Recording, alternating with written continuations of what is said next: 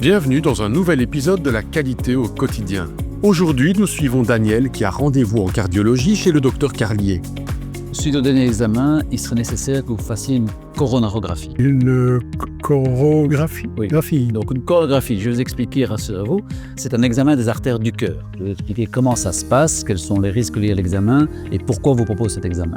Avant toute intervention, le patient doit donner son consentement libre et éclairé. Dès lors, le médecin doit l'informer en abordant une série d'éléments définis par la loi.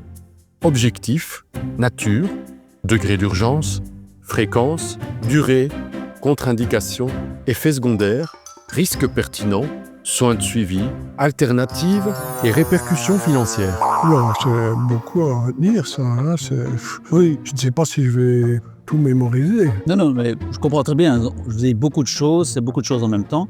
Mais pour ça, je vais vous mettre un document dans lequel tout ce que je viens de vous dire est repris avec plus de détails. Vous avez le temps de lire ce document. Et puis, s'il reste des questions, vous avez tout le loisir de nous recontacter pour avoir des explications complémentaires. Le consentement éclairé porte sur les interventions thérapeutiques et diagnostiques et pas uniquement à celles qui portent atteinte à l'intégrité physique du patient. Les examens et traitements sont aussi concernés. Pour que le consentement libre et éclairé soit considéré comme valide, le patient doit avoir toutes ses capacités de discernement. Bon, je crois avoir bien tout compris. Et je marque mon accord pour cet examen. Docteur. Ok, très bien. Mais donc, je vais le notifier dans votre dossier. Le fait qu'il soit inscrit dans le dossier n'empêche pas que vous puissiez encore poser des questions par la suite et que vous pouvez même retirer votre accord par la suite. Ok, ça va, merci. Pour qu'un consentement soit libre, le patient doit pouvoir bénéficier d'un temps de réflexion, peut le refuser ou le retirer à tout moment.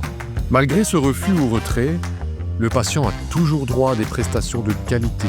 Le médecin doit lui proposer une intervention alternative ou un transfert dans une autre institution ou la poursuite de soins de confort. Notre politique institutionnelle impose de notifier le consentement au dossier. Il existe un formulaire dédié. Retrouvez les détails dans l'instruction CEIN 002 « Consigner le consentement éclairé dans Xcare ».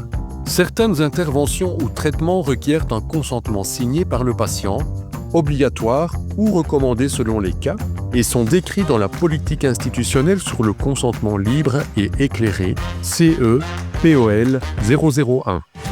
Dans cet épisode, le docteur Carlier et Daniel nous ont rappelé les étapes clés du consentement libre et éclairé. Informer le patient clairement, évaluer sa capacité de discernement, laisser un temps de réflexion, notifier sa décision dans le dossier. Cette démarche essentielle est au cœur d'une pratique éthique et de qualité. À bientôt pour un nouvel épisode de la qualité au quotidien.